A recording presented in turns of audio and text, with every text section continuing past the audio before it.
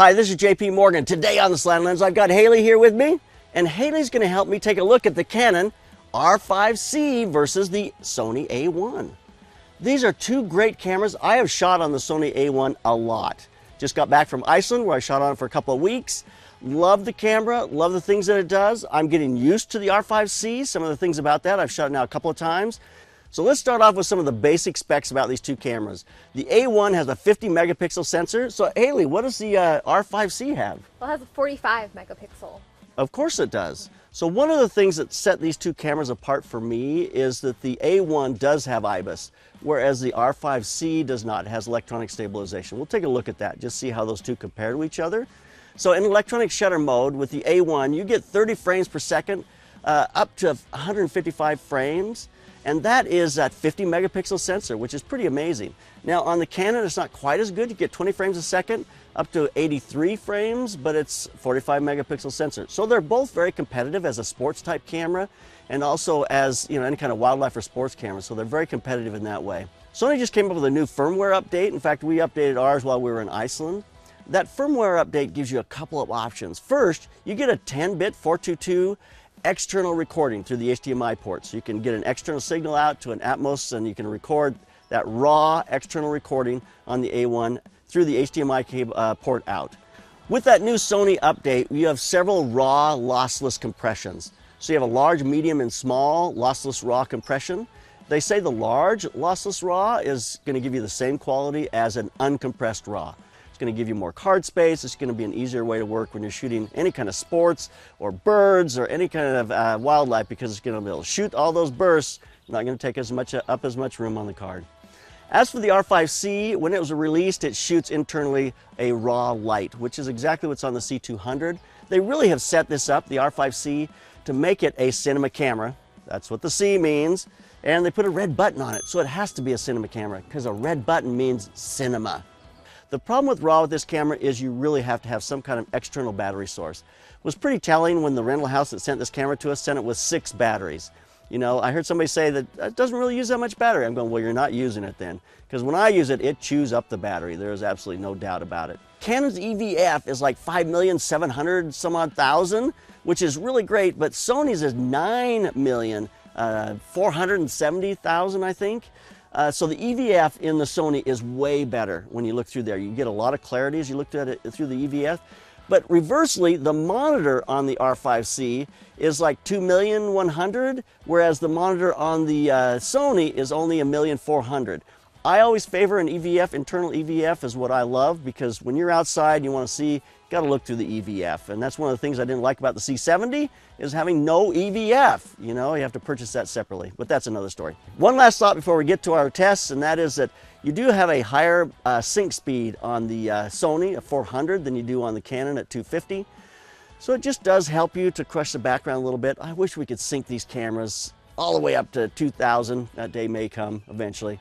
An electronic shutter, I think they'll solve that problem. Anyway, let's get to our test. Let's look at a picture quality. Let's look at dynamic range. Let's look at autofocus. I struggled with the R5c with autofocus last time, so I'm really curious to see. The difference between the R5c and the Sony is that the R5c has phase detect, whereas the Sony has contrast detect and phase detect, and it seems to give me better autofocus. So we'll test that and just see exactly what we got, and maybe that's not the case. So let's find out. Let's get to our test. Let's get started. Should we get started, Haley? Yeah, let's go. All right, let's do it. For our first test, we're going to do an image quality test. We're going to shoot these both at the same color temperature, both at the same shutter speed, 2,000th of a second at 1.2, so these lenses are wide open. And then I'm going to use a raw image and color correct it and take a look at those in comparison to each other. So let's get an image quality test and just take a look at both these cameras. I want to look at an image that comes off from a camera and I want to feel excited about it. When I look at these two images, I feel exactly that. They are beautiful. What makes a great image? It's just a great quality of transition from highlight to shadow. I want to see a great ISO. At 100, I think it should be clean. I think we should have a beautiful skin tone. And as I look at these, I feel like I see exactly that on both these cameras. This is the JPEG, comes straight out of the camera. And if you look at this, the Canon is a little warm, the Sony's a little more neutral, but they both have a beautiful image. I look at the color, and the color feels wonderful. The skin tone looks wonderful. I put a SpyderCheckr on, with each of these, and I sampled that and changed the color, which brought the color for these two cameras almost identically together. I feel like they're excellent images, so head-to-head, and easily corrected so that they are exactly the same color. So there you go, there's the picture quality test. Which one looks better to you? So you can't look at these two cameras at just still images. You've got to look at a piece of 4K video. I think 8K is great, but you can't really see 8K on YouTube anyway. So a good 4K video that's going to show you exactly how beautiful that image is part of that picture quality test. The Canon's a little overexposed, but it's giving a great color. I've seen that transition from shadow or highlight to shadow is beautiful on her face. But the Sony also has a beautiful picture. I see the color rendition both in the foreground on her sweater. I don't see any kind of moire pattern. I just see beautiful, sharp video.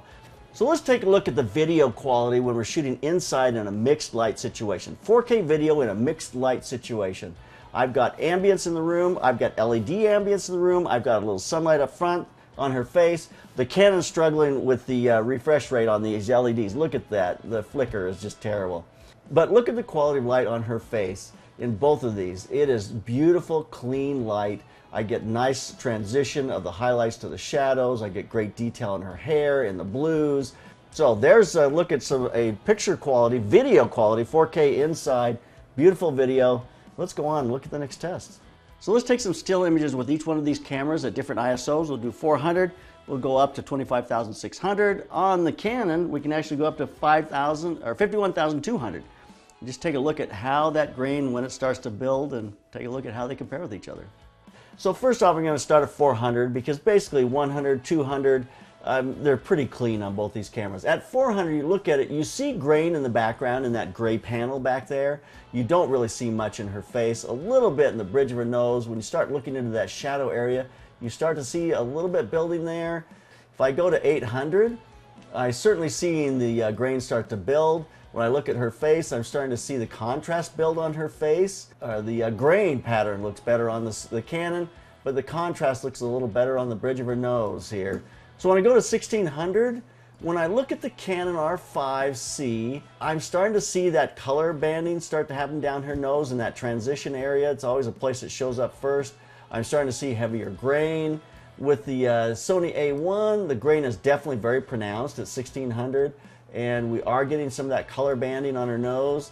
I think that at this point, I think the R5c is looking a little nicer than the Sony A1. When we go to 3200, the grain pattern on that Canon R5c is just really subtle. It's very clean, but the R5c is starting to have more color issues. 3200, they're both having a hard time. 6400, we are slightly nicer on the Canon R5c. Part of what we're looking at here, though, it's really important to remember, is that the A1 is slightly underexposed. I shot them both at the same exposure, but the A1 is a little bit underexposed, and it makes that background look a little darker, which makes the grain a little more prominent. But at 6400, it's pretty tough back there.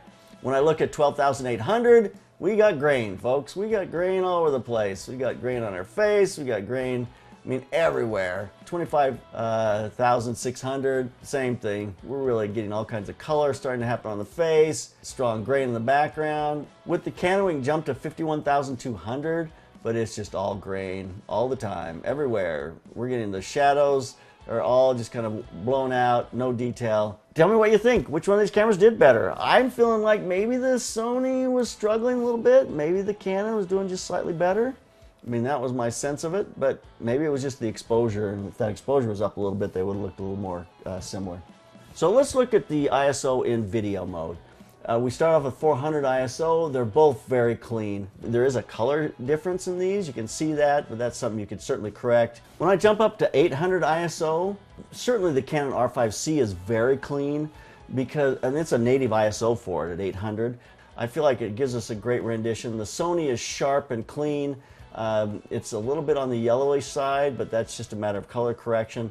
But at 800 ISO, I think the Canon looks a little nicer than Sony, but they're very, very close. We now jump to 1600 ISO, and I am surprised at how clean both of these look. Look at the color on the Sony is still feeling a little more neutral. It's not as red. The Canon R5c is very red. The color hasn't shifted very much on the Sony, whereas I feel like it's shifting on the R5c. When we jump up to 3200 ISO, again, the Sony still color is staying pretty clean. When I see the R5c, I see those reds are starting to become a little bit pinkish. Really workable here at 3200 ISO in most situations. When we hit 6400 ISO, I mean, both these cameras have grain starting to build. You start to see dancing in the shadows on their faces in that video mode. I mean, we were getting some of that at 3200 ISO, but we're certainly now seeing it at 6400 ISO. I mean, of course, the Sony goes to 12,800 and 25,600, but we're already having issues and dancing in the shadows. But there's a look at the ISO capabilities of these two cameras in video mode. So tell me what you think. Which one is doing better? So I'm going to do an autofocus test now. Autofocus in stills as she walks towards the camera to see how the camera tracks with her. We'll shoot it here, we'll shoot it inside, and we'll take a look at those two and just see exactly what these two cameras will do and how they handle autofocus. You know, inside, this is the A1. Inside, we shot in the kitchen. I did 18 frames. She's walking very slowly. 18 frames should be very easy for a camera to keep up with in stills mode. And as I look at her, and they are all extremely sharp. Beautifully sharp, every single one of them. Not an issue there whatsoever. But now when I go from, and she's walking towards me, and when I get about right in here, I start to see a few frames that are a little off. I lose about 3 frames right in here before she gets into her final focus in that tighter head face shot. So I'm losing about 3 frames out of 50 on that A1 outside. When I go to the Canon, same thing inside. I have her walking towards the camera. I'm doing 18 frames, so it's the slowest mode, and she is sharp all the way in. Beautifully sharp. So this is a lower light situation. Sometimes the Canon kind of struggles in that low light situation, but in this case, it was clean all the way in. All right, so she goes through. As she gets up into here, just about right here, we start to drift, and I lose a bunch of images. It comes in and out. It's searching and losing, and I lose about 9 images as she comes towards me right in here. That's pretty disappointing. 9 images out of 51. So the R5c started to struggle as we shot a faster frame rate, and it started to struggle as she got closer, and we lost about 9 frames out of 51. So what would I say between these two cameras? I'd have to say the Sony A1 definitely was a little better when it came to autofocus. Let's take a look at, in video mode, how the autofocus works. All right, let's look at autofocus in video mode. This is pretty important. I use this autofocus feature in video mode a lot more than I used to. As we look at these two cameras, as she walks towards the camera, can they hold the focus? And if you watch it, you see the Sony as she comes up, the Sony stays with her pretty well. But as we come forward here, you see the camera, you see it following her. It kind of loses her a tiny bit. We look at the R5c, he starts to come in. Yeah, we lose her a little bit. It's really organic looking. If you ever see a focus puller, you can't stay on somebody walking straight towards the camera. It's going to breathe a little bit. It's going to miss and come back a little bit. These are pretty spot on. Let's take a look at that autofocus in a darker situation. She's walking down the hall, really kind of warm light, into a little more clean light up front. And let's just see how she does as she walks towards us here in that darker room here. So we see the Sony as she comes forward, and she's moving forward, stays with her, loses her a little bit right in there, and she walks into a nice focus. You know, maybe the Canon, I look back in here, I think it's with her, but I start to lose a little bit in here. I catch up, and I lose it just a little bit at the end. It takes a while for it to catch up before it finally focuses back on. But I think the R5c does struggle a little bit in lower light situations when it comes to autofocus, and we kind of see it happening here. All right, so there you have it. Autofocus in video mode. A1 maybe a little bit better. I think the autofocus overall, the A1's kind of edging out the R5c just a little bit. What do you think? What do you see? Leave a comment. I think an area that is worth talking about and looking at is stabilization with these cameras. I know a lot of people say, well, everyone puts them on a gimbal, and that is true. I use gimbals all the time, but the reality is you hand hold a lot of the time as well, and to have just a little, have that IBIS in camera to give you some stabilization so it's not too jerky is really important. So let's just first look at the Canon here. This is a Canon with its own electronic stabilization on and off. So put those side by side. Look at the jitteriness of the Canon. That electronic stabilization does help. It has a little bit of its own kind of jitter though. I see it in there it sometimes just feels a little artificial to me.